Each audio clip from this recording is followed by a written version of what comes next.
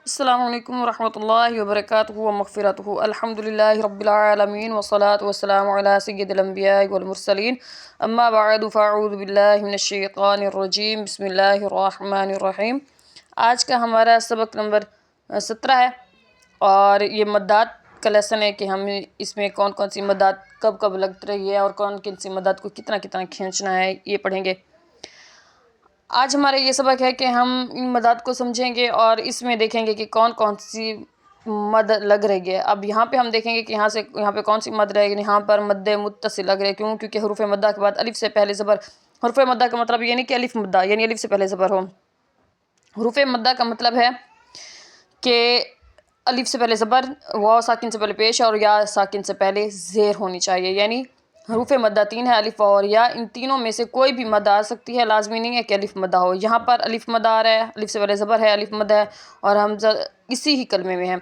जब हरूफ मद्दा के बाद हमज़ा उसी ही कलमे में हो यानी अगला कलिमा ना हो तो वहाँ पर मद्दे मुत्तसिल होता है और मद्दे मुत्तसिल को 2 अढ़ाई अलिफ यानी 4 या 5 हरकत की मिकदार तक खींच कर पढ़ते हैं।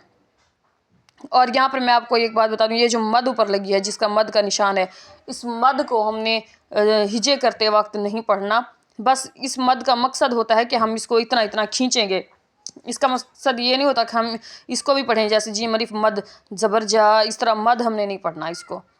ये सिर्फ अलामत होती है समझने के लिए, परखने के लिए और उसी के कवायद के मुताबिक पढ़ने के लिए, वरना इसका कोई ताल्लुक़ नहीं होता, ना हिजे करते वक्त और ना रवानी में। सिर्फ रवानी में पढ़ेंगे, वो भी सिर्फ खींचने की मिकदार तक।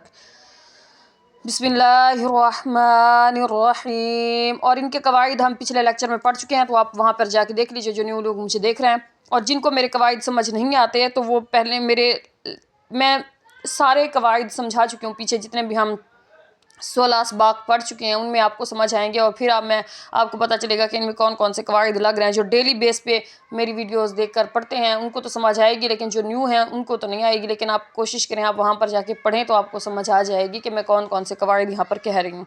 अलिफ से पहले ज़बर है, अलिफ मद है और हमज़ा उसी कलमे में है, इसलिए मद्दे मुत्तसिल होगा। इसको 2 अढ़ाई अलिफ खींच कर पढ़ेंगे। और जीम में दोनों दांतों के दरमियान कोई उंगली या पेंसिल रख लें ताकि आपका जी की आवाज़ ना आए, जीम की आवाज़ आए। जीम अलिफ ज़बर जा, हमज़ा ज़बर आ, जा आ। यहाँ पर अब हमने क्या करना है, ये जो अलिफ है इस अलिफ को नहीं पढ़ना, ये या साकना से पहले ज़ेर है, ये वाली मद पढ़नी है क्योंकि या मद्दा हो रहा है। ये जो अलिफ है इसको नहीं पढ़ेंगे क्योंकि अलिफ से पहले ज़ेर नहीं आ सकती।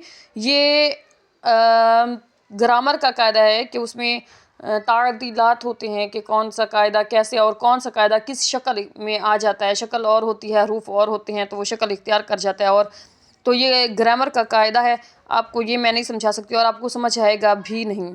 सिर्फ इतना ही समझाऊंगी कि यहाँ पर या साकना से पहले ज़ेर देखेंगे, इस अलिफ को हम नहीं पढ़ेंगे। और ये मद है, हमज़ा उसी ही कलमे में है, इसलिए मद्दे मुत्तसिल होगी, तो इसको भी 2 अढ़ाई अलिफ की मिकदार खींच कर पढ़ेंगे। जीम या ज़ेर जी, हमज़ा ज़बर आ, जी आ। यहाँ पर जो है मद्दे खड़ी हरकत और मद हरूफ मद्दा, ये दोनों एक दूसरे के कायम मुकाम होते हैं, इन दोनों एक दूसरे की जगह पे होते हैं। हम हरूफ मद्दा कहें या फिर खड़ी हरकत कहें, इन दोनों को खींचने की मिकदार भी एक ही होती है। अलिफ मिसाल के तौर पे मैं आपको यूँ बता दूँ कि जहाँ पर आ है वहाँ पर खड़ी ज़बर खड़ी हरकत में खड़ा ज़बर भी हम लगा सकते हैं। ई हरूफ मद्दा में तो वहाँ पर हम खड़ा ज़ेर भी लगा सकते हैं और ऊ में हम वाव मद्दा है जो, उसमें हम उल्टा पेश भी लगा सकते हैं। तो ये खड़ी हरकत और हरूफ मद्दा एक दूसरे के कायम मुकाम होते हैं, इसलिए यहाँ पर हम हरूफ मद्दा नहीं देखेंगे, यहाँ पर खड़ी हरकत देखेंगे। खड़ी हरकत बाद जो हमज़ा है वो उसी ही कलमे में है, इसलिए यहाँ पर भी मद्दे मुत्तसिल होगा। यहाँ पर आप ये परेशान ना हो, ये कंफ्यूज ना हो कि यहाँ पर तो हरूफ मद्दा है ही नहीं, तो खड़ी हरकत के बाद हमने तो कायदा पढ़ा था कि हरूफ मद्दा के बाद हमज़ा उसी कलमे में हो तो मद्दा मुत्तसिल होगा। तो आप घबराएं नहीं, इसका कायदा बिल्कुल ऐसे ही है क्योंकि खड़ी हरकत और हरूफ मद्दा एक दूसरे के कायम मुकाम होते हैं, इसलिए यहाँ पर भी एक दूसरे के कायम मुकाम है। तो हम यहाँ पर खड़ी हरकत को देखेंगे और ये जो अलिफ है ये खामोश रहेगा। वाव लाम ज़बर वल, लाम खड़ा ज़बर ला, वल्ला हमज़ा या ज़ेर ई, वल्लाई।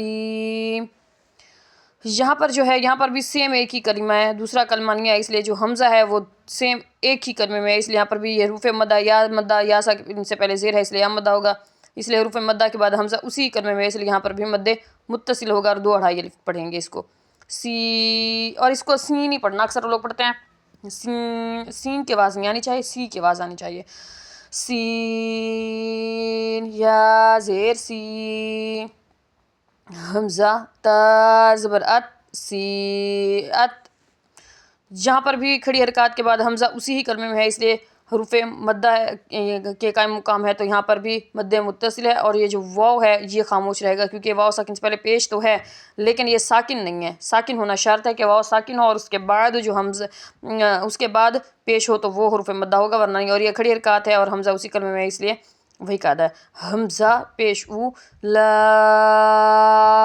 کھڑا زبر لا، اولا، حمزہ زیر ای، اولائی، کاف زبر کا، اولائکا، یہاں پر بھی الف مدہ ہے، الف مدہ کے بعد یعنی حروف مدہ کے بعد حمزہ اسی کلمے میں ہے، دوسرا کلمہ نہیں ہے، اس لیے یہاں پر بھی ہم مد متصل لگائیں گے، ہا زبر ہا، دال الف زبر دا، حدا، حمزہ زیر ای، حدائی، قاف زبر قا، حدائقہ۔